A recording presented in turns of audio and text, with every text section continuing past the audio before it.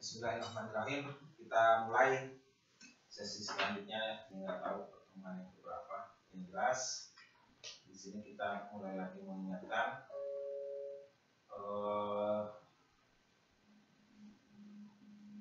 komponen sudah kan? Udah Pak. Ya, udah ada 6 komponen utamanya. Di elektronika itu komponen utamanya ada 6. Aktif 3, pasif 3. Nah, sekarang kita lihat ke mesin. Ya, kita belajar lihat ke mesin. Sini misalkan kita belajar dari salah satu grup unit misalkan ya. Kita lihat dulu mesinnya bloknya apa. Nah, kalau kita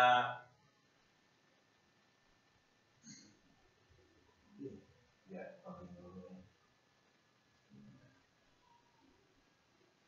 dulu ganti pakai laptop ya. Nah, kita lihat di sini ada bagian ini bagian atas ya, top ini bagian permukaan atas top, yang ini bagian bottom. Ciri-cirinya kalau yang bottom itu ada untuk slot SIM card sama slot MMC ya. Oke. Nah, ini kebanyakan nanti yang di bagian sini adalah untuk UI atau menggunakan sistem konektor ya. User interface betul ya, user interface sistem konektor.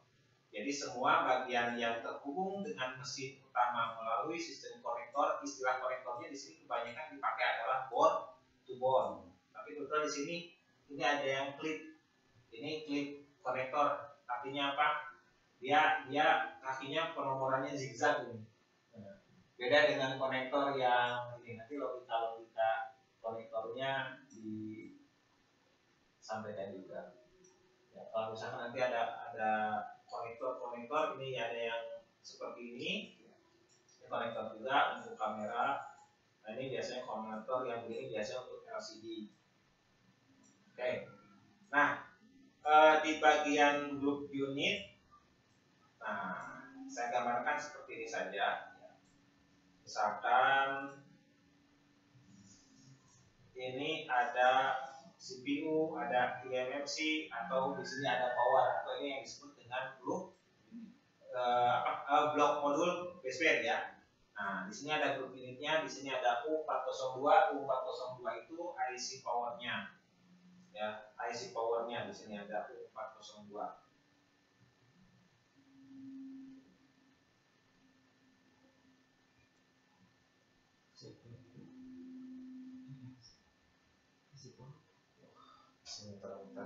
Bulan puasa.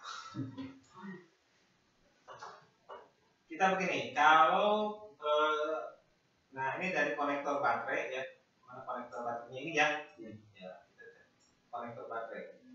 Konektor baterainya seperti ini.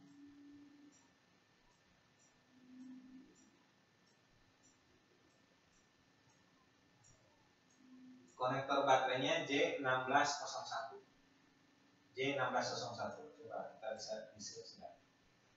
Sini copy text. Ya, kemudian nanti kita lakukan untuk searchingnya.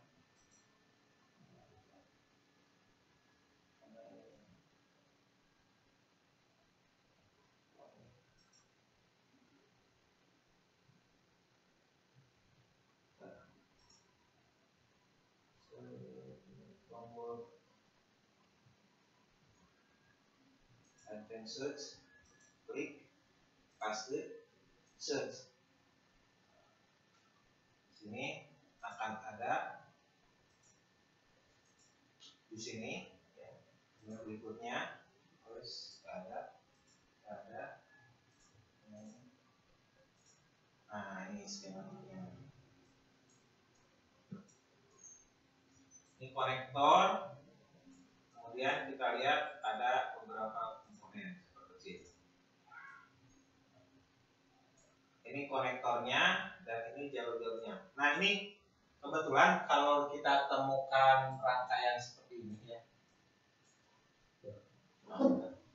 Saya gambar aja deh langsung.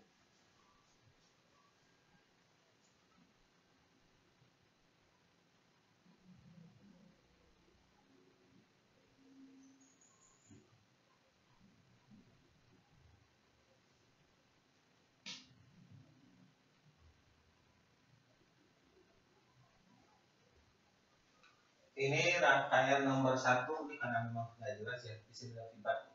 Berarti kaki fibat ini kaki nomor 4 ya. Ngerti nggak? Nih, Oh, itu 1, 2, 3, 4. Nih, kan biasanya kalau di syarat-syarat begini kan. Syarat-syarat apa namanya? Rangkaian. Kalau memang ini misalkan begini, ini IC. Ini IC. Tuh, gambar dari IC. IC itu misalkan nanti dia perlu sumber tegangan. Dia akan lewat rangkaiannya plot-nya seperti ini. Ini jangan bosan nih kalau saya gambarkan begini. Karena kuncinya nanti di sini. Ini tegangan, ya. Ini dilipat, ini kapasitas. Nah, ini kalau jalurnya nyambung, itu pakai titik. Nah, di sini nanti skema di sini dia nggak pakai titik. Jadi kadang-kadang orang bingung kemana ini. Betul nggak? Ya.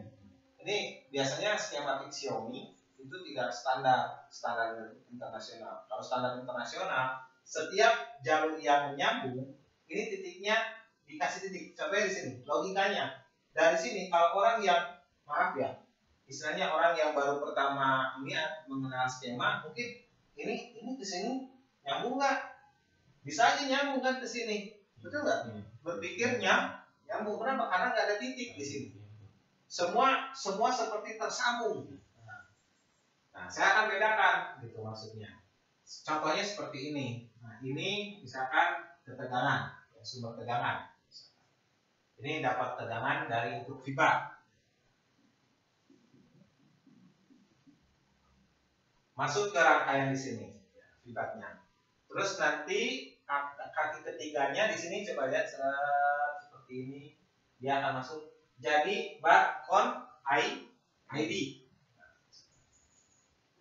Nah, ini ya, taruh aja jadi bar ID. Ini nama jalurnya, bar ID. Terus selanjutnya yang nomor 3-nya ya, atau nomor 2 di sini jadi bat konten. Ini kaki nomor 1, kaki nomor 2, kaki nomor 3-nya di sini namanya bat konten. Yang 4 sudah jelas, kaki apa? Kaki apa yang keempat? Ground. Akibatnya sudah ada. Oke? Ini di sini ground. Tuh. Nah, ini kan ada gambar seperti ini nih. Betul nggak? Nah, kalau misalkan ini saya ambil contoh. Ini misalkan jalurnya nyambung ke semua. Ini kaki nomor berikutnya ada ground. Berapa? 5, 6 ground. 5 dan 6. Nah, kalau jalurnya nyambung, dia dikasih titik. Nah, ini gambar yang bagusnya begini. Itu gambar jeleknya. Ya. Harusnya aturannya seperti itu. Nah, sekarang begini, contoh, si fibat ini nyambung dengan, apa ini gambarnya begini, Bu?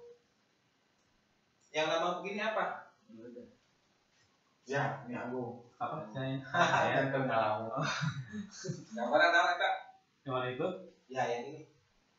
Iya, itu harus searah tapi nggak bukan. Itu lambang komponennya apa? Oh, lambang komponennya. Nah, itu misalkan apa? Nih, jalurnya kan serat di sini. Nah, ini kalau dianggap ini dioda. Ya, dioda. Misalkan jalurnya di sini nih, gambarnya.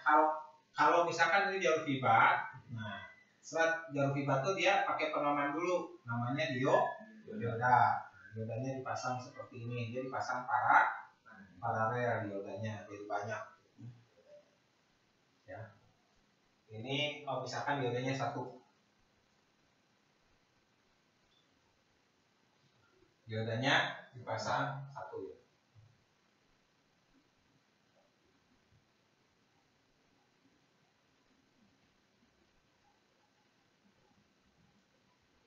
Nah, ngerti nggak Bung? Nah, ini jalur ini kan ke bawah tuh. Ke ground. Nah, sama kaki nomor 2, kaki nomor 3, nomor 4, nomor 5 ini nggak nyambung. Ngerti nggak? Termasuk bingung? Iya, nggak nyambung karena dia kan di 1. Ya kan, maksud saya itu. Ini kan seperti yang digambarkan di sini. Orang bingung. Iya, pertama saya itu nyambung semua gitu. Nyambung semua. Iya, karena emang ada titik soalnya. Image-nya begini. Iya, penanda kan gitu. Betul? Ya. Maksud ini mungkin dari tadi bingung saya gambar apa. Iya. Saya tuh membandingkan karena memang sudah masuk ke materi begini. Agung sudah belajar 6 komponen.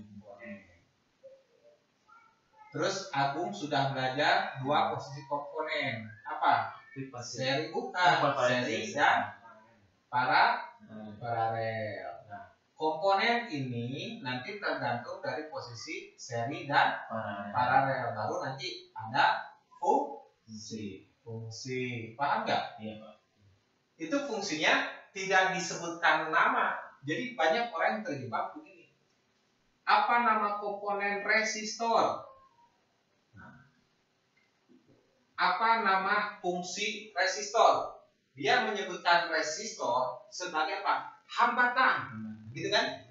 Sebagai hambatan. Jadi bukan fungsi, tapi menyebutkan apa? Definisi. Apa resistor? Resistor itu ya penghambat, gitu kan? Penghambat. Ini arti atau definisi dari resistor, bukan fungsi. Ngerti nggak? Nah, apa fungsinya? Nah, resistor ini nanti fungsinya ditentukan oleh posisi seri apa? Paralel, apa enggak? Nah, jadi banyak nanti apa induktor? Induktor itu lilitan. Fungsinya apa? Nah, lihat dulu posisinya, baru nanti kelihatan fungsinya. Paham? Nah, untuk melihat si komponen ini dipasangkan dalam satu rangkaian, kita pun harus ngerti dulu nanti penjaluran. Kenapa? Ini yang menyambungkan komponen yang satu dengan komponen yang lain, itu namanya jalur. Nah, jalur ini penyakitnya hanya satu. Apa? Putus. Karena tugasnya Nah, apa itu jalur? Jalur itu kabel. Betul nggak? Wire. Nah, dalam istilah ini jalur itu yang begini, ini namanya wire. Yang begini namanya itu wire atau line. Garis atau di kita namanya jalur. Ya. Atau way bisa. Ya. Jalur. Jalur itu tugasnya apa? Menyambungkan apa? Ya, ini tugasnya apa? Menghubungkan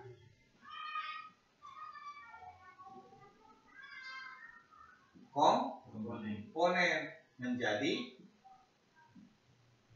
rangkaian.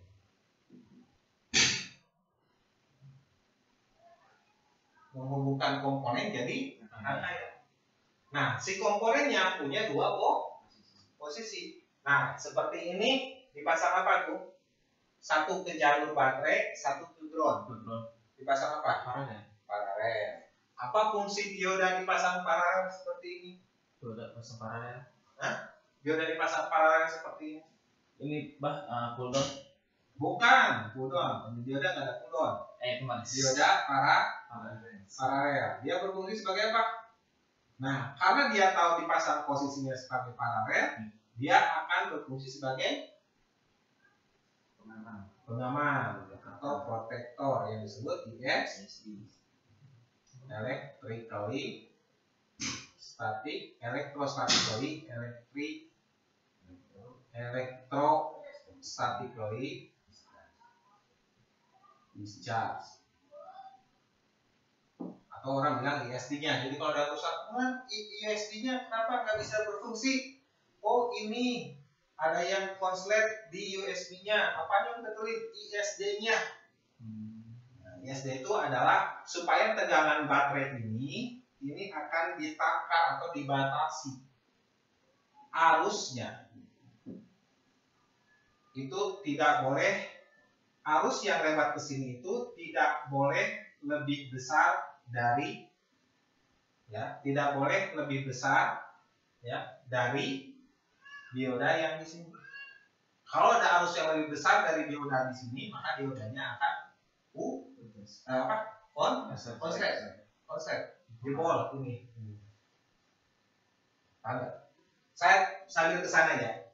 Sambil kita melihat cara penulisan gambarnya. Di sana kurang bagus. Ini membingungkan. Kalau ini bagus. Ya.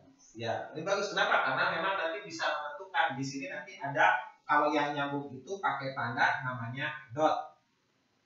Titik itu namanya dot. Nah, komponen dihubungkan oleh jalur. Jadi komponen ini dengan ini terhubung karena ada jalur. Jadi penyakit jalur cuma satu, yaitu putus. Logikanya ya, kalau karena menghubungkan, ini kasusnya adalah putus jalur. Paham nggak? Nah, seperti ini putus jalur. Kalau komponen ini dipasang seri, ini ada induktor dipasang seri. Karena dia dipasang seri, fungsinya apa? Dia memblokir AC, diblokir. Yang diteruskan adalah arus DC. Dia memblokir AC. AC-nya diblokir, yang diteruskannya adalah DC. Nah, karena dia dipasang seri, kalau dia bermasalah, maka jalur ini dengan jalur ini menjadi terputus. Paham kan? Bukan konslet. Kalau yang konslet ini, kenapa? Karena dia menghubungkan antara jalur yang ada listrik dengan ground. Logikanya, secara logika, set ini kan memisah ini sama ini nyambung nggak? Tidak, menurut gambar, betul kan? Logikanya begitu. Jadi kalau jalur ini dengan ini nyambung, berarti ini bermasalah. Paham kan? Kebuka uniknya, ya? Karena nanti teknisi kuncinya ini sebetulnya. Sekarang kalau kita tampilkan satu handphone, gambar komponennya, ada yang bolak-balik itu sampai 1000 sampai ribuan komponen. Kalau kata saya, I don't care. Mau dipasang berapa ribu juga. Kenapa? Karena pada prinsipnya si komponen yang dipasang ribuan itu hanya 6 jenis komponennya. Betul nggak? Dan pemasangan komponennya hanya 2, seri dan paralel. Yang nanti kita harus paham adalah variasi penempatan komponen. Karena si variasi atau penempatan komponen itu nanti akan membentuk fungsi rangkaian. Jadi si rangkaian lampu harus masang komponennya ini pakai ini, posisinya begini. Jadi punya rumusan sendiri setiap tujuan rangkaian. Contohnya, kalau misalkan jalur tegangan, L-nya ini seri, C-nya paralel. Kenapa? Karena kalau nanti yang lewat ke sini arus gelombangnya di blok, DC-nya diteruskan. Nah di C ini kan kalau DC-nya nggak dibuang, tapi ditahan. Karena DC nggak bisa loncat. Yang bisa loncat gelombang. Jadi di sini gelombang dibuang, DC-nya ditahan. Di sini gelombangnya ditahan, DC-nya diteruskan. Jadi DC ketemu DC, maka jalur ke sini murni DC. Bisa dipahami nggak? Ini rumus matematisnya. Ini AC diabaikan, yang diteruskan DC. Di sini DC yang ditahan, yang dibuang AC gelombang. Berarti jalur ini murni itu rumusnya. Itu yang saya maksud. Jadi penempatan komponen dalam rangkaian itu berdasarkan variasi variabel penempatan posisi komponen. Maka nanti si rangkaian itu sendiri mempunyai fungsi berdasarkan fungsi komponen, penempatan komponennya. Nah, misalkan output di sini dipasang seperti ini. Outputnya ada C-nya, seri. Ininya paralel. Maka yang ke sini ini DC-nya di blok karena DC nggak bisa loncat. Betul kan? DC nggak bisa loncat. Jadi yang lewat gelombang. Nah, karena ini di sini gelombang yang ditahan, betul nggak? DC-nya yang dibuang. Betul? Jadi ke sini adalah gelombang. Itu secara logika matematisnya jalur atau rangkaian. Jadi hanya dengan menempatkan komponen dalam satu jalur kita bisa tahu ini jalur ini sedang mengelola apa. tegangan kah atau frekuensi kah. Terus bagaimana dengan yang lain? Contohnya, ini komponen ini atau IC ini bisa bekerja kalau ada tegangan, terus ada ground. Yang bisa kita lihat, biar bagus. Ini ground.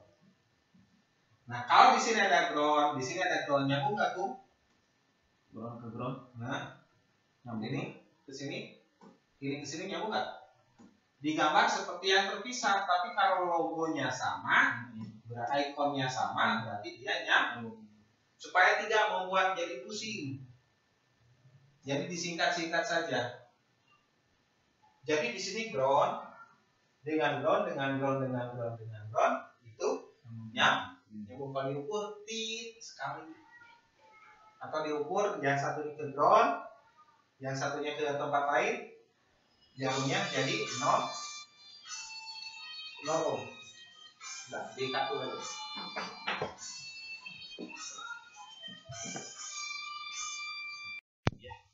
Ya, ini tadi balik lagi ya. Jadi saya kenapa saya buat rangkaian seperti ini? Ini tujuannya supaya mengenal lampu-lampu skema. Tadi ya, kalau misalkan ini berarti nyambung. Ini.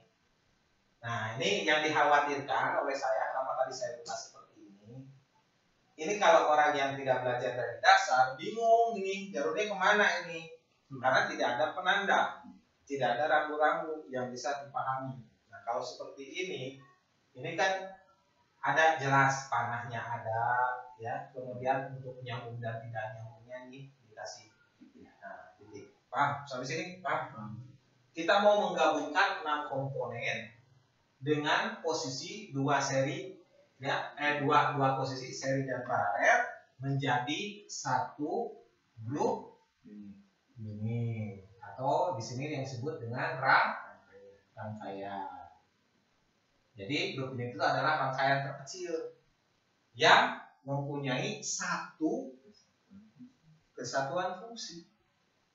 Contohnya rangkaian charger, yaitu grup ini charger. Jadi semua satu IC beserta rangkaian yang bekerja untuk IC itu mengerjakannya adalah khusus masalah charger. Terus nanti untuk yang IC lampu, berarti satu IC lampu berikut komponen pendukungnya untuk mengerjakan lampu. Saya namakan untuk mempermudahnya dinamakan dengan istilah grup.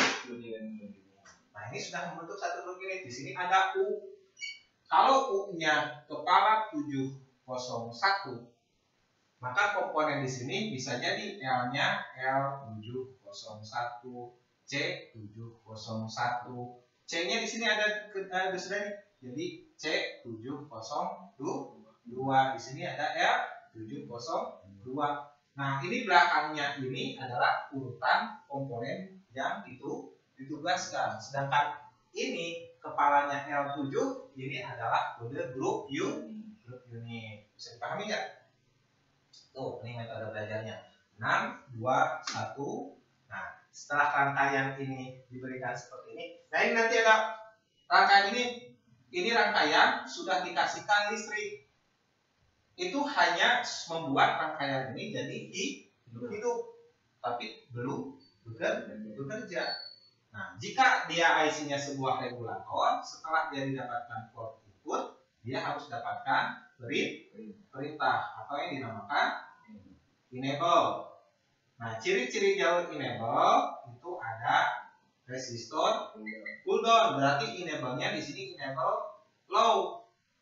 Perintahnya cukup dengan tegangan rendah, karena semua jalur yang melewati R pull down harusnya akan dibuat dan tegangannya diturunkan atau jadi low. Nanti juga ada enable yang perintahnya pakai tinggi, high, yaitu kalau misalkan dari jalurnya ini, ya jalurnya ini ketemu dengan tegangan. Nah, biasanya jalur data itu nanti bisa jadi data 1 dan data 0, sifatnya digital. Paham tidak?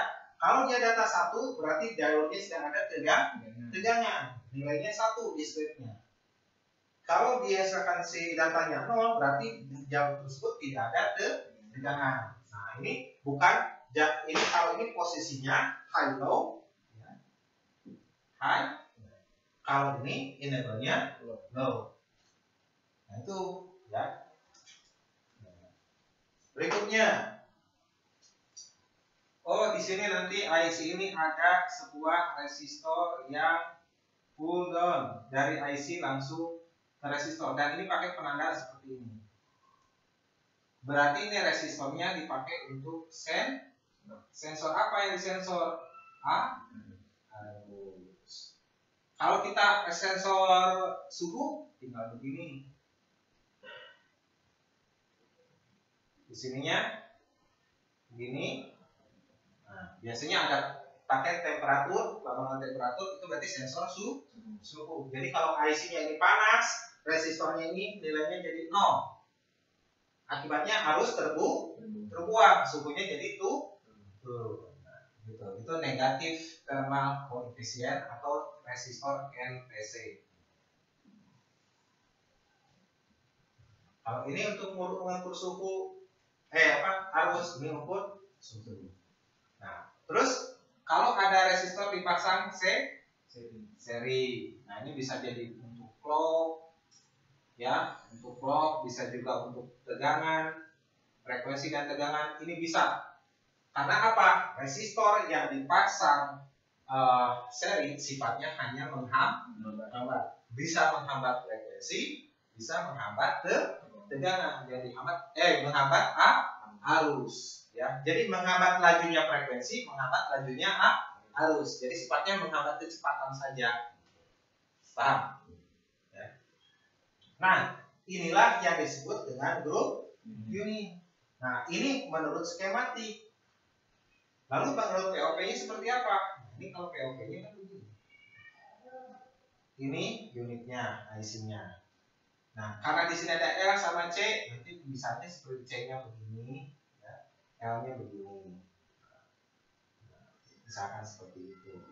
Yang jelas, kaki yang ininya, yang C-nya yang ini yang masuk ke I, ini yang masuk ke ground.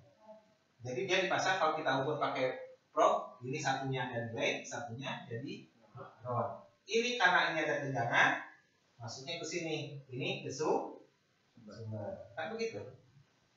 Bisa dipahami?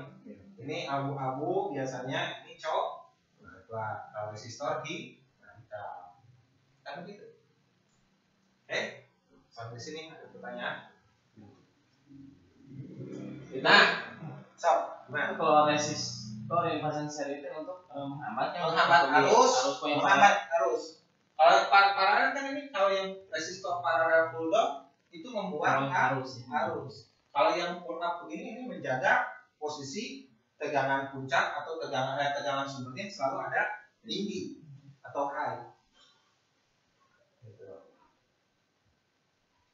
Nah, ini kan seperti itu. Nah, ini kalau pasang resistor, berarti nanti satu resistornya ini hitam, ya, satu yang masuk ke IC ada nilai.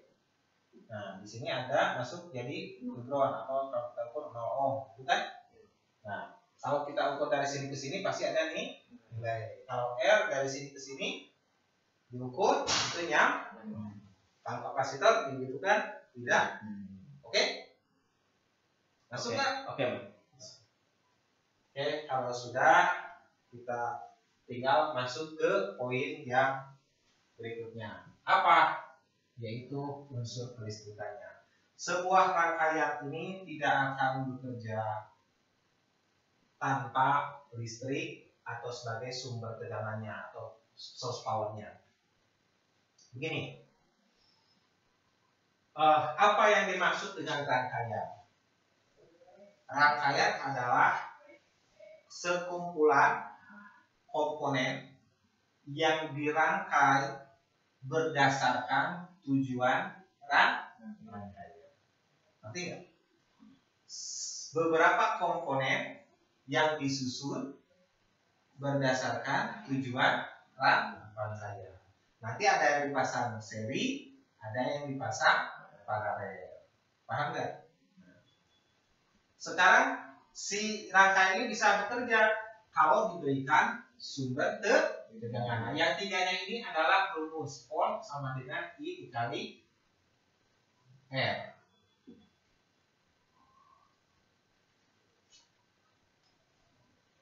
Volt sama dengan I dikali R. Volt ini adalah sumbernya, muatannya. Ibaratnya kalau ini disebutkan nih di sini sudah ada 3 volt. Gitu kan? Ini muatannya. Kapan dia jadi arus? Kalau dibeginikan. Nanti dia mengalir. Oke? Mengalir. Nah, yang mengalir ke sini ini volt. Yang mengalir ke sini adalah I. I itu adalah intensity atau arus. Arus hukumnya arus apa? Dia akan mengalir dari tegangan tinggi ke tegangan yang lebih rendah. Itulah kenapa dalam rangkaian harus ada ground.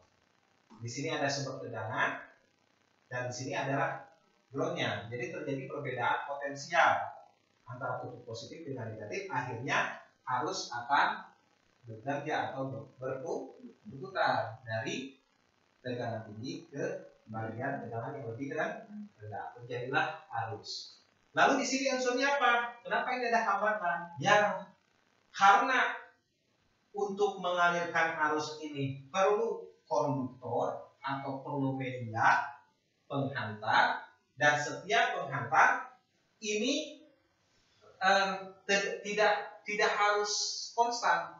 Jadi kadang-kadang di sini tegangannya harus besar atau arusnya yang harus besar, nah, seperti itu. Nah, jadi kalau misalkan di sini setiap jalur, nah ini setiap jalur, nanti di sini akan ada dioda misalkan.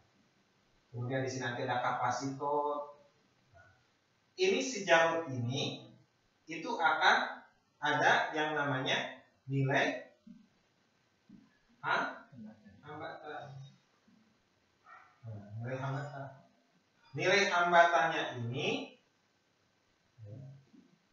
kalau nilai hambatannya besar, maka arusnya kecil. Kalau nilai hambatannya kecil, maka arusnya besar. Itu hukum matematisnya atau rumus. Oke, silakan ditulis dulu, di foto.